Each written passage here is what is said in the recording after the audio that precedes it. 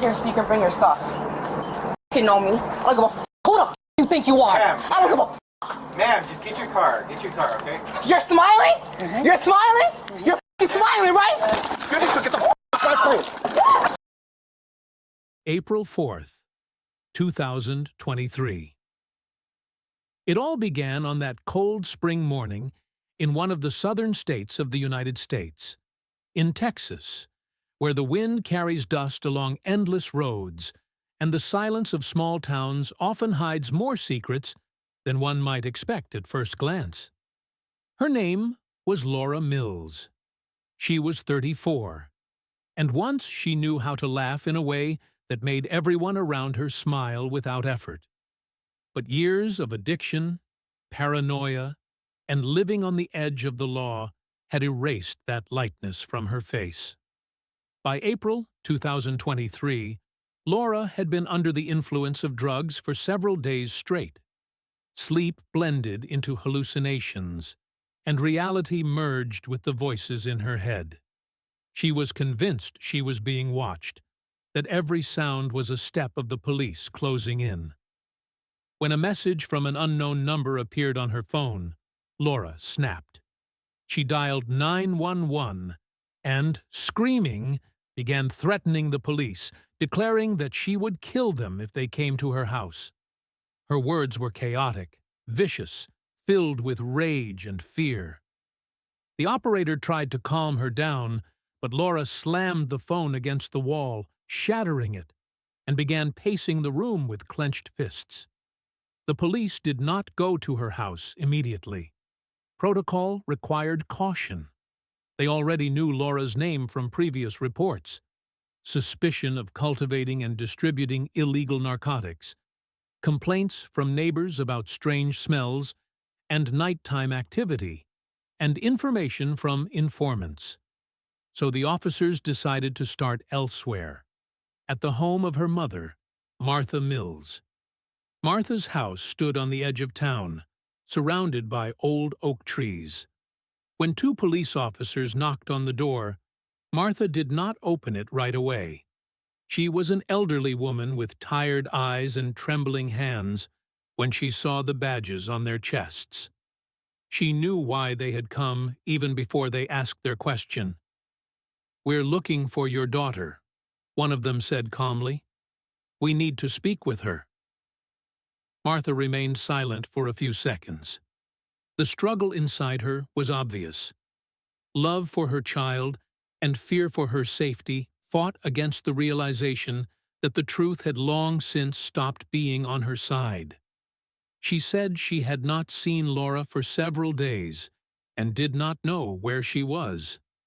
It was a half-truth. She knew her daughter was somewhere nearby, but she was afraid to even imagine the condition she might be in. Meanwhile, Laura sat inside her own house, curtains drawn tight, doors barricaded with furniture. Every sound from outside felt like the signal of an imminent raid.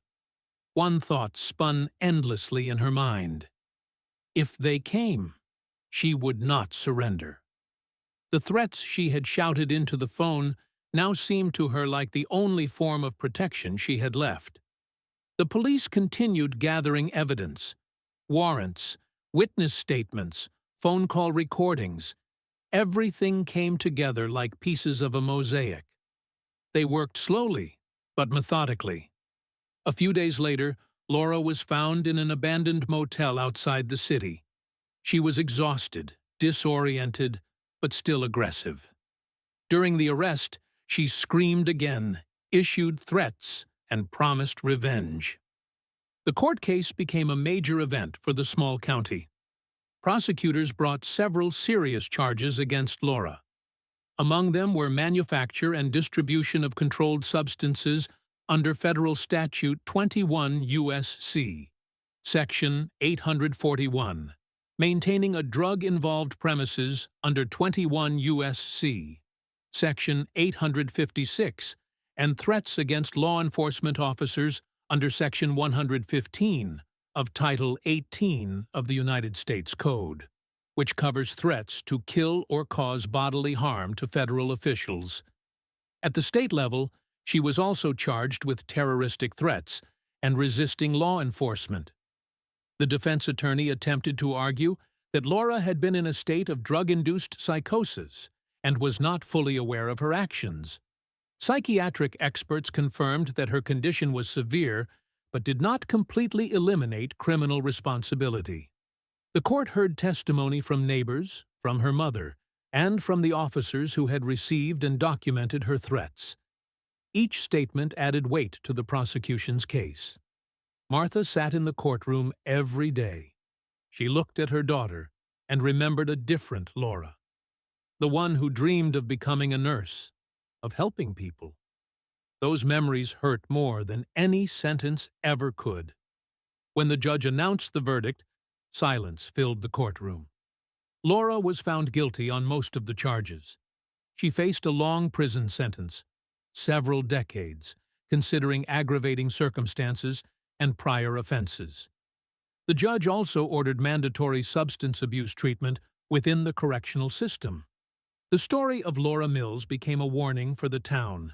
It showed how fear, addiction, and crime can destroy not only one life, but everyone connected to it. April 4th, 2023, remained the date that marked the beginning of the end of one tragedy, and perhaps the distant possibility of another beginning, someday in the future, if Laura lives long enough to reach it.